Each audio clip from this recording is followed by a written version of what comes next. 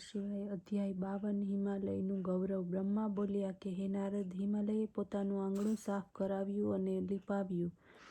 તે પછી પોતાના પુત્ર તેમજ અન્ય પર્વતોને ભગવાન શંકરની પાસે મોકલ્યા. તેઓ જઈને કહેવા લાગ્યા, હે પરમેશ્વર, આપ કૃપા કરીને વિષ્ણુ, બ્રહ્મા વગેરે દેવતાઓની સાથે ભોજન લેવા માટે પધારો. આ પ્રમાણેની વિનંતીને સાંભળીને દેવતાઓની સાથે લઈને સદાશિવ ભોજન માટે આવ્યા. ત્યારે હિમાલયે આવેલા દેવતાઓને તેમજ ભગવાન શંકરનો આદર સત્કાર કર્યો. ભોજન માટે બેસાડ્યા. અનેક પ્રકારના ભોજન પીરસીને બધાને ભોજન લેવાને માટે પ્રાર્થના કરી. ત્યારે હસી મજાક કરતા બધા દેવતાઓ સાથે વિષ્ણુ પણ ભોજન કરવા લાગ્યા. તે સમયે ઇન્દ્ર વગેરે લોકપાલોની અલગ પંગત હતી. ભૃગુ વગેરે ઋષિગણોએ પણ અલગ પંગત પાડી બ્રહ્મા વિષ્ણુ શંકરની પાસે બેઠેલા હતા. હે નારદ, બધા જ જાનૈયાઓએ તૃપ્તિપર્યંત ભોજન કર્યું. પછી આચમન વગેરે લઈને પોતપોતાના વિશ્રામ સ્થાને તેઓ ચાલ્યા ગયા. ત્યારે મેનાની આજ્ઞા લઈને નગરની સ્ત્રીઓ શિવને મેનાના નિવાસ ગૃહમાં રહેવા માટે કહેવા લાગી. ત્યારે નિવાસ ભવન તરફ જોવા લાગ્યા. ત્યાં સેંકડો રત્નોના દીપકો ઝગમગી રહ્યા હતા, તેમજ રત્નજડિત પાત્રો મૂકેલા હતા. રત્નજડિત દર્પણ હતું. જગ્યાએ જગ્યાએ મણિયુક્ત જડેલા હતા. તેના પરિણામે શોભા નિખરી રહી હતી. શ્વેત ચામરોથી શણગારેલું તે સ્થાન હતું. મુક્તા મણિઓની 7 માળાઓથી તે શોભતું હતું. અનેક પ્રકારના સુગંધિત દ્રવ્યો વડે તે સ્થાન સુગંધવાળું હતું. તેમાં મહાન પ્રકાશ પડતો હતો. પુષ્પોની શૈયાથી તે યુક્ત હતું. અનેક પ્રકારના ચિત્ર વિચિત્ર પદાર્થો વડે યુક્ત, રત્નોના સાર વડે રચેલ શ્રેષ્ઠ હારયુક્ત આ સ્થાન વિશ્વકર્મા દ્વારા બનાવવામાં આવ્યું હતું. દેવોના સ્થાનો નિર્માણ કરાવવામાં આવ્યા હતા. એક સ્થળે બ્રહ્મલોક હતું, તો બીજા સ્થળે લોકપાળ દેવતાઓનું સ્થાન. એક સ્થળે મનોહર કૈલાશ હતું, તો બીજા સ્થળે ઇન્દ્રભવન, કોઈ એક સ્થળે શિવલોક બનાવ્યું હતું.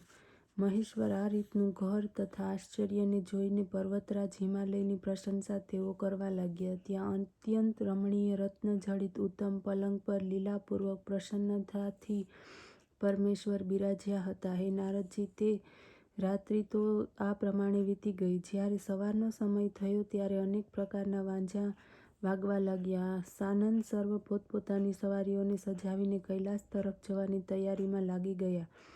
ત્યારે ભગવાન શંકરની પાસે શ્રી વિષ્ણુએ ધર્મને મોકલ્યો. ધર્મ જઈને સદાશિવને પ્રાર્થના કરવા લાગ્યો કે હે દયાળુ મહેશ્વર, કૃપા કરીને આપ જાનિવાસે પધારો. દેવતાગણ આપની રાહ જોઈ રહ્યા છે. આટલું સાંભળતા જ સદાશિવ ધર્મને કહેવા લાગ્યા કે હે ધર્મદેવ, તમે જાઓ, હું હમણાં જ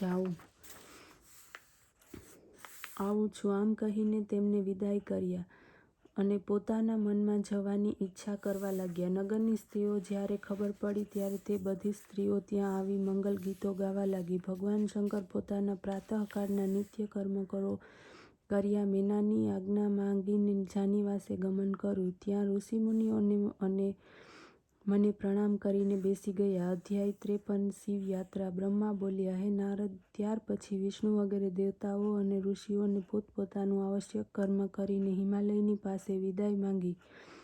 ત્યારે નગરની સ્ત્રીઓએ સાથે હિમાલય જાનિવાસે જઈને સદાશિવને કહેવા લાગ્યા કે હે ઈશ્વર, અમારી પ્રાર્થના છે કે આ જાનૈયાઓની જોડે થોડા દિવસ અહીં નિવાસ કરો. આપના દર્શન કરીને અમને આનંદ થશે. આ રીતે હિમાલયે શિવને કેટલાક વધારે દિવસો રોકવાને માટે આગ્રહ કર્યો. ત્યારે સદાશિવ પોતાના દેવતાઓની સાથે કહેવા લાગ્યા કે હે પર્વત શ્રેષ્ઠ, આપ ધન્ય છો. આપની કીર્તિ મહાન છે. તમે ધર્મમૂર્તિ છો. ત્રણેય લોકમાં તમારા સમાન કોઈ નથી. દેવતાઓએ કહ્યું કે તમારા બારણે ભગવાન શંકર પોતાના દાસોની સાથે પધાર્યા છે. તેમને સર્વ રીતે પૂજીને પ્રસન્ન કર્યા છે. તેથી તમે ધન્ય છો. બ્રહ્મા બોલ્યા ત્યારે વાજા વાગવા લાગ્યા, મંગલ ગાન થવા લાગ્યા, અપ્સરાઓ નાચવા લાગી, માગધ વગેરે ગાન કરવા લાગ્યા. ત્યારે ભગવાન શંકરને હિમાલય આમંત્રણ કરીને ગિરિરાજ પોતાના ઘેર આવ્યા. જ્યારે દેવેશ પોતાના કૈલાસપતિ દેવો સહિત જવાને માટે તૈયાર થયા તે સમયે મેના ઊંચે સ્વરે રુદન કરવા લાગી. તે શંકરને કહેવા લાગી કે હે પ્રભુ કૃપાનિધિ, મારી પ્રાર્થના છે કે આ પુત્રી પાર્વતી આપની જન્મ જન્માંતરની દાસી છે.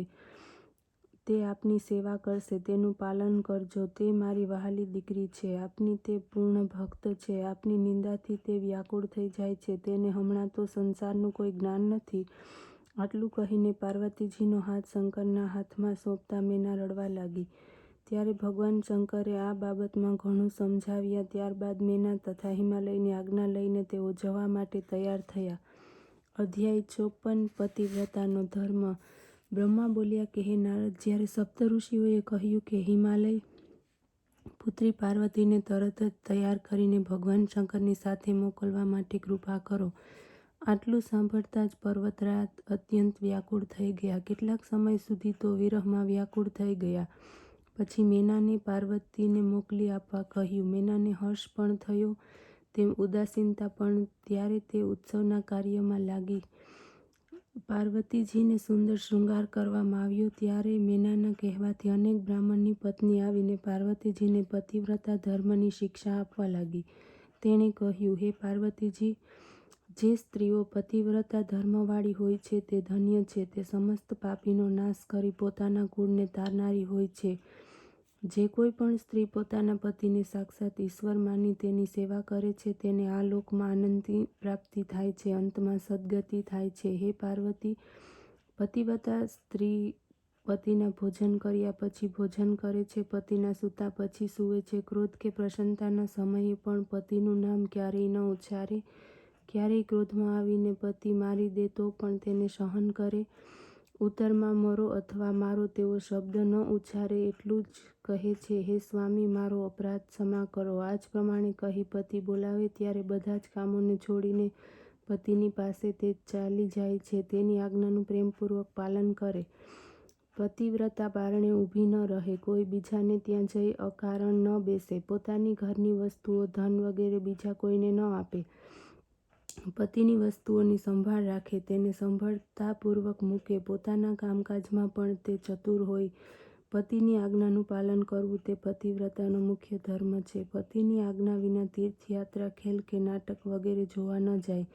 તીર્થસ્નાનની ઈચ્છા હોય તો પતિના પગ ધોઈને પીવાથી તીર્થસ્નાનનું ફળ મળે છે. પોતાના પતિની આજ્ઞા મેળવીને તેમજ જૂઠણ અન્નનું ગ્રહણ કરવું. કોઈ પણ વસ્તુને માટે પતિની સાથે ઝઘડવું નહીં, બહુ ખર્ચ કરવો નહીં, તેવી સ્ત્રી ઉત્તમ છે. હે પાર્વતી, પતિની આજ્ઞા વિના પતિવ્રતા કોઈ પણ ઉપવાસ, વ્રત વગેરે ન કરે. પોતાની હઠથી વ્રત વગેરે કરવાવાળી સ્ત્રીઓને કોઈ પણ ફળ મળતું નથી, અંતે નરકમાં જવાનું થાય છે. સુખપૂર્વક દેશે બેઠેલા પતિને ક્યારેય પણ ન ઉઠાડે. સુખી, નપુંસક, ધનહીન, દીન, રોગી, વૃદ્ધ, કોઈ પણ અવસ્થામાં પતિ કેમ ન હોય, પતિવ્રતા સ્ત્રી હોય તો તે સ્ત્રી તેનો ત્યાગ ન કરે. માસિક ધર્મમાં આવતી સ્ત્રી 3 દિવસ પોતાના પતિનું મોઢું ન જોવે. જ્યાં સુધી તે શુદ્ધ સ્નાન કરતી નથી ત્યાં સુધી તેનો પતિ તેને વચન ન સાંભળે. 3જા દિવસે પછી શુદ્ધ થઈને પતિનું દર્શન કરે. તે પછી કોઈ જગ્યાએ એ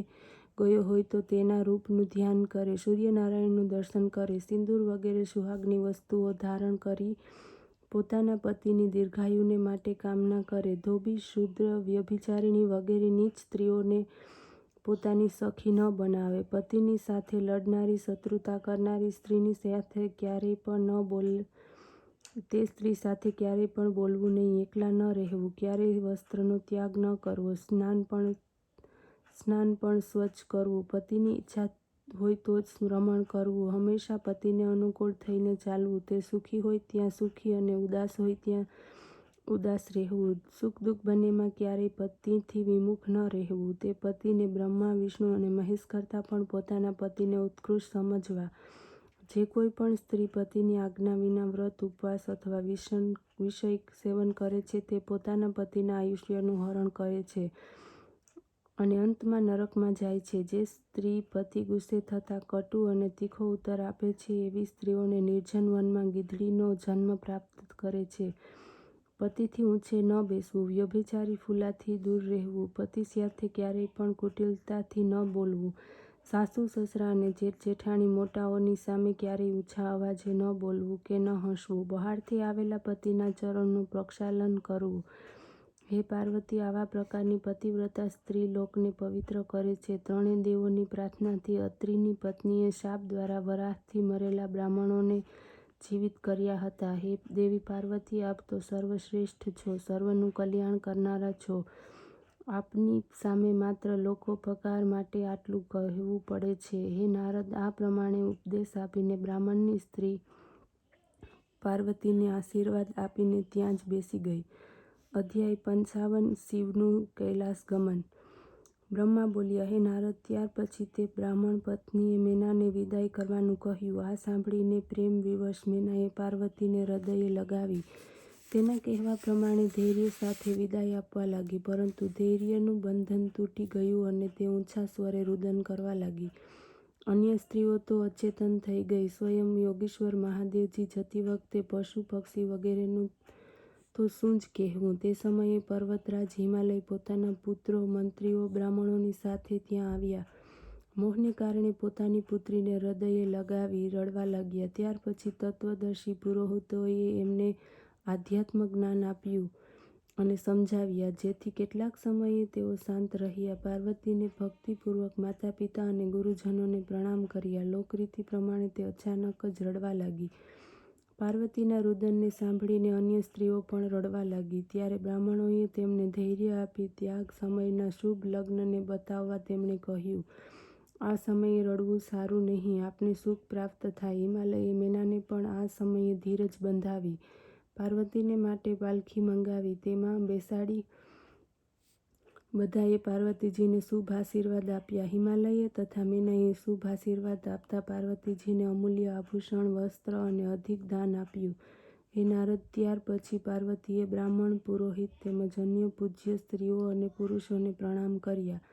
પછી તેમની પાલખી આગળ ચાલી. હિમાલય આવીને મહાદેવજીને પ્રણામ કર્યા. વિષ્ણુ વગેરે દેવતાઓને ગળે લગાડ્યા અને સામસામા મળ્યા. પાર્વતીને કેટલાક દૂર સુધી વડાવીને અત્યંત ઉદાસીનતા સાથે દેવતાઓની આજ્ઞાથી ઘેર પાછા આવ્યા. ત્યારે ભગવાન શંકર તો સર્વ દેવતાઓની સાથે કૈલાસ પર્વત ઉપર પધાર્યા. લોકરીતિ પ્રમાણે સદાશિવે વિષ્ણુ વગેરે જાનૈયાઓને સ્વાદિષ્ટ ભોજન કરાવ્યું. પછી સર્વ જાનૈયાઓને શિવને આજ્ઞા પ્રાપ્ત કરી પોતપોતાના લોકમાં ચાલ્યા ગયા. હે નારદ, ભગવાન શંકરના શુભ વિવાહનું આ વિધિપૂર્વક વર્ણન છે.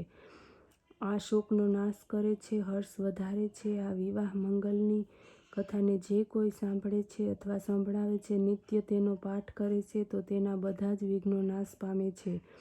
શિવલોકની પ્રાપ્તિ તેને થાય છે. શુભ મનથી તેને કથાને સાંભળનારના સમસ્ત રોગ શોક દૂર થઈ જાય છે. યશ, પુત્ર, પૌત્ર વગેરે સંતતિનો વધારો થાય છે. ઇતિ શ્રી શિવ મહાપુરાણ રુદ્ર સંહિતા પાર્વતી ખંડ સંપૂર્ણ. ઓમ નમઃ શિવાય.